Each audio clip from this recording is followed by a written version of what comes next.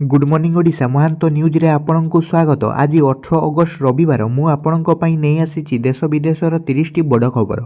आपनकु अनुरोध वीडियो को संपूर्ण देखिबे ओ या को लाइक करिया पई भूलिबे नाही ओ आम वीडियो को आपण माने को जिल्ला रु देखुचंती कमेंट माध्यम रे जणांतु। खबर नंबर 1 राशन कार्ड हिताधिकारी को पुणी मिलिबो गहम। राशन कार्ड हिताधिकारी को पुणी मिलिबो गहम एणिकी चाउल सह गहम मध्य मिलिबो। हिताधिकारी को मिलुथुबा चाउलर 20% गहम देबाकू केंद्र खाउटी कल्याण मंत्री निकटरे दाबी करितिबा कहिसंती राज्य खाद्य जोगाण मंत्री कृष्णचंद्र पात्र। मंत्री कहिसंती जे बीजेडी सरकार गहम को बंद करी चाउल जगाउतिले ओडिशा लोकंक गहम पाई चाहिदा को दृष्टि रे रखी दाबी रखिछि पुणी थरे पूर्व भली गहम जगाई दिया जिवो। खबर नंबर 2 दायित्व ग्रहण पर पुरी जाई महाप्रभु को दर्शन कले डीजीपी। पुलिस महानिर्देशक भावे दायित्व नेबा परे सपरिवार श्रीमंदिर आसी महाप्रभु को दर्शन करिसंती वाईबी खुरानिया। श्रीजीव को दर्शन करिया परे पुरी पुलिस पक्षरु तांकु महाप्रभुंक खंडुआ प्रदान करा जायतिला। श्रीमंदिर सुरक्षा को प्राथमिकता देबा सह भक्तों सुरक्षा को गुरुत्व दियाजिबो बोली कहिसंती वाईबी खुरानिया। खूब शीघ्र श्रीमंदिर स्वतंत्र बाटालियन नियुक्ति प्रक्रिया आरंभ होबो बोली से कहिसंती। खबर नंबर 3 नीट पेपर लीक मामलार मास्टरमाइंड संजीव सिकंदरଙ୍କ संपत्ति हेबो जबत। नीट पेपर लीक दुर्नीति सह जड़ित आज पर्यंत सबुठारु बड़ खबर सामना को आसीछि। सूचना योग्य ईडी ठारु दूर रे तिबा नीट पेपर लीक दुर्नीति रे मुख्य अभियुक्त संजीव मुखिया एवं सिकंदरଙ୍କ संपत्ति वर्तमान जबत कराजिबो। वर्तमान ईडी निज स्तर रे एई समग्र घटनार अनुसंधान आरंभ करिछि। एहा अधीन रे नीट पेपर लीक मामलार मुख्य अभियुक्त संजीव मुखिया एवं सिकंदर यादवଙ୍କ संपत्ति जबत कराजिबो। खबर नंबर 4 नाଳ पानी और पेजरे भासिला श्रीमंदिरर सिंहद्वार। नाଳ पानी और पेजरे भासिला श्रीमंदिरर सिंहद्वार दक्षिण द्वार पेज नाळरू भासी आसुची। पेज और नाଳ पानी एहाकू नहीं सेवायत और भक्तों मध्य तीव्र असंतोष प्रकाश पाई।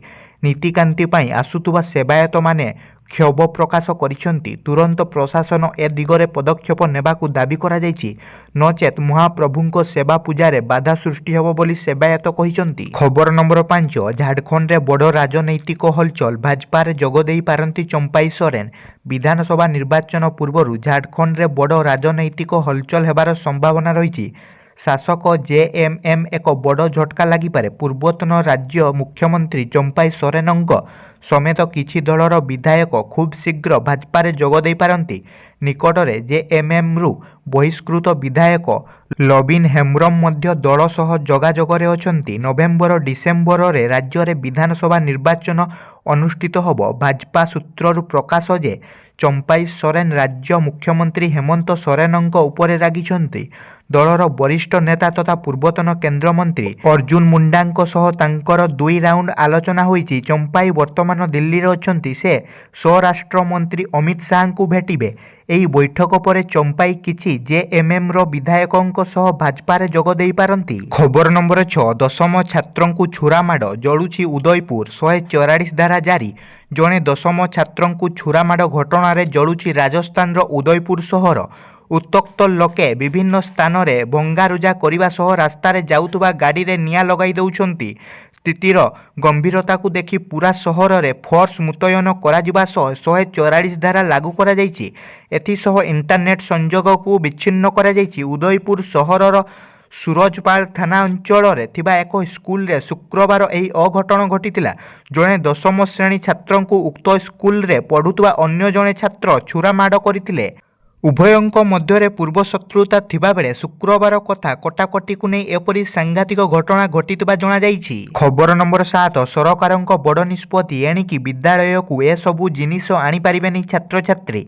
राजस्थान रो उदयपुर रो एक सरकारी विद्यालय रे छात्रଙ୍କ मध्य रे झगड़ा परे आरंभ होइतबा हिंसा परे भजनलाल सरकार एक बड़ निष्पत्ति नेइछंती। उदयपुर हिंसा परे राज्य शिक्षा मंत्री मदन दिलवार सारा राज्य रे थिबा विद्यालय रे धार जिनिस एवं अस्त्र शस्त्र आनिबा उपरे प्रतिबंधक लगाइछंती। एही परिप्रेक्षी रे शिक्षा निर्देशक आशीष मोदी शनिवार एक निर्देश जारी करिछंती। एथिरे कुहा जाईछि जे वर्तमान स्कूल छात्री छात्रंक बैग जांच करा जिवो। खबर नंबर 8 ममता महांतଙ୍କୁ राज्यसभा प्रार्थी करिवो बीजेपी। बीजेपी रो राज्यसभा प्रार्थी हेबे ममता महांत। ମମତାଙ୍କୁ ପୁଣି ଥରେ ରାଜ୍ୟସଭା ପଠାଇବ ବିଜେପି। ଏନେଇ ସୂଚନା ଦେଇଛନ୍ତି ରାଜ୍ୟ ବିଜେପି ପ୍ରଭାରୀ ବିଜୟପାଲ ସିଂ ତୋମାର। ତାଙ୍କ କହିବା ମୁତାବକ ମମତା ମହାନ୍ତ ବିଜେପି ଟିକେଟରୁ ପୁଣି ଥରେ ରାଜ୍ୟସଭା ଯିବେ। ଏନେଇ ଆସନ୍ତା ଦିନେ କିମ୍ବା 2 ଦିନ ଭିତରେ କେନ୍ଦ୍ରୀୟ କମିଟି ପକ୍ଷରୁ ତାଙ୍କର ନାମ ଘୋଷଣା ହେବ। ଖବର ନମ୍ବର 9। ବିଶ୍ୱ ଟେଷ୍ଟ ଚାମ୍ପିଅନସିପ୍ ଫାଇନାଲ ଲାଗି ଭାରତକୁ ଆବଶ୍ୟକ 7 ବିଜୟ। ବିଶ୍ୱ ଟେଷ୍ଟ ଚାମ୍ପିଅନସିପ୍ରେ ଭାରତ କ୍ରମାଗତ ଦ୍ୱିତୀୟ ଥର ଫାଇନାଲରେ ପ୍ରବେଶ କରିଛି। WTCର ପ୍ରଥମ ଓ ଦ୍ୱିତୀୟ ସଂସ୍କରଣରେ ଭାରତ ଫାଇନାଲରେ ପରାସ୍ତ ହୋଇ ରନର୍ସ ଅପ୍ ହୋଇଥିଲା। ଏଥର ମଧ୍ୟ ଭାରତ ତୃତୀୟ ଥର ପାଇଁ ଫାଇନାଲକୁ ଉଠିବାର ସମ୍ଭାବନା ରହିଛି, କିନ୍ତୁ ଏଥିପାଇଁ ଭାରତ ଆଗରେ କଡ଼ା ଚ୍ୟାଲେଞ୍ଜ ରହିଛି। WTC ଫାଇନାଲରେ ପ୍ରବେଶ କରିବାକୁ ହେଲେ ଭାରତ ଆଗାମୀ 10ଟି ଟେଷ୍ଟରୁ 7ଟି ଟେଷ୍ଟରେ ବିଜୟୀ ହେବା ଅପରିହାର୍ଯ୍ୟ ହୋଇପଡ଼ିଛି। ଅଷ୍ଟ୍ରେଲିଆ, ନ୍ୟୁଜିଲାଣ୍ଡ ଭଳି ଶ୍ରେଷ୍ଠ ଦଳ ଭାରତକୁ କଡ଼ା ଚ୍ୟାଲେଞ୍ଜ ଦେବେ। ଏହି ଦୁଇଟି ଦଳଠାରୁ ଭାରତ WTC ଫାଇନାଲରେ ପରାସ୍ତ ହୋଇ ଟାଇଟଲ ହାସଲରୁ ବଞ୍ଚିତ ହୋଇଥିଲା। ଖବର ନମ୍ବର 10। ସଂସଦ ପବ୍ଲିକ ଅଣ୍ଡରଟେକିଂ କମିଟିର ଅଧ୍ୟକ୍ଷ ଭାବେ ବୈଜୟନ୍ତ ପଣ୍ଡାଙ୍କୁ ମିଳିଲା ଗୁରୁ ଦାୟିତ୍ୱ। ବିଜେପିର କେନ୍ଦ୍ରାପଡ଼ା ଲୋକସଭା ସଦସ୍ୟ ବୈଜୟନ୍ତ ପଣ୍ଡାଙ୍କୁ ମିଳିଛି ଗୁରୁ ଦାୟିତ୍ୱ। ସଂସଦର ପବ୍ଲିକ ଅଣ୍ଡରଟେକିଂ କମିଟିର ଅଧ୍ୟକ୍ଷ ଭାବେ ତାଙ୍କୁ ନିଯୁକ୍ତ କରାଯାଇଛି। ଲୋକସଭା ବାଚସ୍ପତି ଓମ୍ ବିର୍ଲା ତାଙ୍କୁ ଏହି ଗୁରୁ ଦାୟିତ୍ୱ ନ୍ୟସ୍ତ କରନ୍ତି। କମିଟିରେ ଲୋକସଭାରୁ 15 ଓ ରାଜ୍ୟସଭାରୁ 7 ସଦସ୍ୟ ମନୋନୀତ ହୋଇଛନ୍ତି। ଏହି କମିଟି ଗତ 14 ତାରିଖରୁ ନିଜ କାର୍ଯ୍ୟ ଆରମ୍ଭ କରିଥିବା ବେଳେ ଆସନ୍ତା ବର୍ଷ ଏପ୍ରିଲ 30 ତାରିଖ ପର୍ଯ୍ୟନ୍ତ ଏହା କାର୍ଯ୍ୟକ୍ଷମ ରହିବ। ଏହି କମିଟିରେ ଲୋକସଭାର ସମୁଦାୟ 15 ଜଣଙ୍କୁ ସାମିଲ କରାଯାଇଛି। ସେମାନଙ୍କ ମଧ୍ୟରୁ ଅଛନ୍ତି ବୈଜୟନ୍ତ ପଣ୍ଡା। ଖବର ନମ୍ବର 11। 24 ଘଣ୍ଟାରେ ଆଳୁ ସମସ୍ୟା ଦୂର ନହେଲେ ଧାରଣା ଦିଆଯିବ। ରାଜ୍ୟରେ ଦେଖାଦେଇଥିବା ଆଳୁ ସଂକଟ ନେଇ ସବୁଠି ଅସନ୍ତୋଷ ପ୍ରକାଶ ପାଇବାରେ ଲାଗିଛି। ଆଳୁ ସମସ୍ୟା ନେଇ ସରକାରଙ୍କ 24 ଘଣ୍ଟାର ମହଲତ ଦେଇଛି ନାଗରିକ ସୁରକ୍ଷା ମଞ୍ଚ।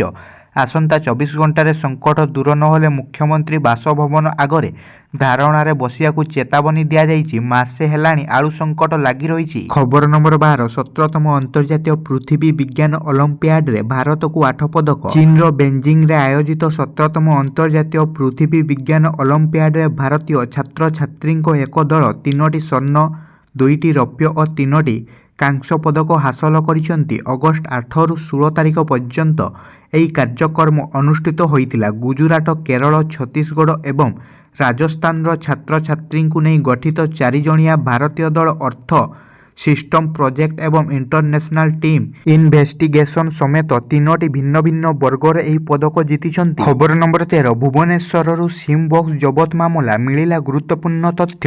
ଭୁବନେଶ୍ୱରରୁ ସିମ୍ ବକ୍ସ ଜବତ ଘଟଣାରେ ରହିଛି ଇଣ୍ଟରନ୍ୟାସନାଲ ଲିଙ୍କ।